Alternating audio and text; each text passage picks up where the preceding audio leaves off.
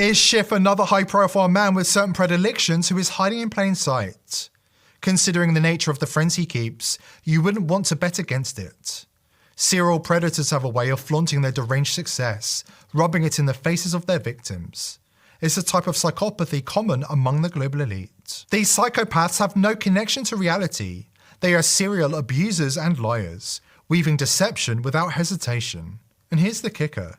They don't feel a shred of embarrassment when they're caught. Because for them, the truth was never the goal. Control is. I don't want to go into specifics, but I will say that there is evidence that is not circumstantial. There is circumstantial evidence of collusion. There is circumstantial evidence, certainly, of collusion or coordination. There's also abundant circumstantial evidence. All you have right now is a circumstantial case. Actually, no, Chuck. I can tell you that the case is more than that. And circumstantial evidence can be very powerful and is hard evidence. We're also looking at persistent allegations that the Russians have been laundering money through the Trump organization. I don't know that that's true. Given what's lurking in Schiff's closet, it's no wonder he was ruthlessly driven to frame the duly elected president of the United States. Schiff was desperate for a Democrat administration to reclaim the White House, one that wouldn't ask any questions about the global elite's close ties to Epstein or the disturbing activities that took place on that island. According to a whistleblower, the truth about the roles played by DC politicians, including Bill Clinton and Adam Schiff, are yet to be fully revealed. I don't have much time. They're watching everyone connected to this case. But you need to hear this. Someone has to. Epstein's Island, it wasn't just about blackmail or parties with the rich and powerful. That was just the cover. What was really happening out there?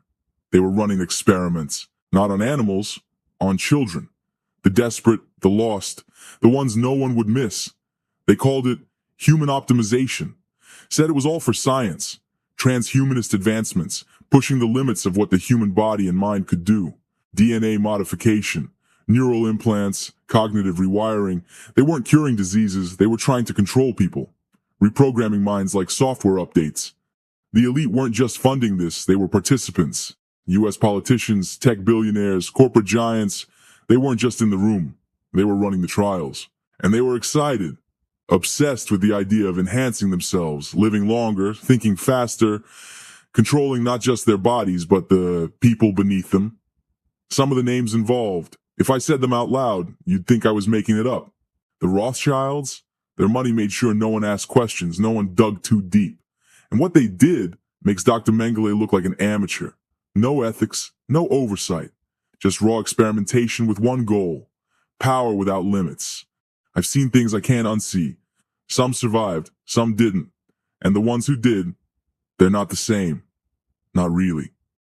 Last year, The People's Voice exposed Dr. Anthony Fauci's grisly series of medical experiments on young and underprivileged children. There is a large unmarked grave outside New York, full of young bodies, to show for his cruel and unusual experimentation. But Fauci is not the only household name involved in deadly medical experiments on children. Torturing and experimenting on young children appears to be an obsession of the global elite, as Whitney Webb explained to Redacted. So this is a crazy story because we know about the sex trafficking in 2007. Then after he gets out, he turns his attention to the U.S. Virgin Islands and starts a new company, which I don't think many Americans have any idea about this part of the story. And we're just now starting to learn more and more about this. Can you take us through sort of the high level first, and then we'll dive into the nitty gritty, disgusting details? Sure. So the company you're talking about here is called Southern Trust, and he had a few other companies tied up with it, including a bank. That were based on the Virgin Islands after he was arrested for sex trafficking in Palm Beach. And so after that happened, he seemed, like you said, to have directed his attention more to the Virgin Islands. And so this company in particular, Southern Trust, was created in 2012. And it describes itself as offering cutting-edge consulting services and as a DNA data mining firm that was trying to find clients specifically among big banks and big pharma. It described itself as sort of a biomedical Google that was trying to use people's genetic sequencing to determine what drugs would work best on them and all sorts of odd things. And even people in the testimony that he gave to this Economic Development Commission in the Virgin Islands were, very awestruck, I guess you could say, by how, unusual the company was framed as being. So what's interesting is if you look at the testimony, it doesn't explicitly talk about children, but in his testimony to this commission, he says what he wants to do is essentially engage children early on to train them in programming and to run these artificial intelligence servers that are going to power these algorithms. And so the way he apparently did that was by funding a slew of initiatives targeting youth in the Virgin Islands, specifically mentally ill youth and underprivileged and poor children. And a lot of the those activities are eerily similar to the same ways that he recruited minors, underage girls in the United States, targeting underprivileged, economically underprivileged teenage girls. And we know now from the recent Wall Street Journal revelations that prominent banks like the Edmund de Rothschild Group was giving Southern Trust millions and millions of dollars in contracts. And it's just a very disturbing and overlooked story, and might shed some light on why the U.S. Virgin Islands, unlike a lot of jurisdictions in the U.S., are interested in going after a lot of the powerful people that enabled Epstein, particularly billionaires and some of these big banks.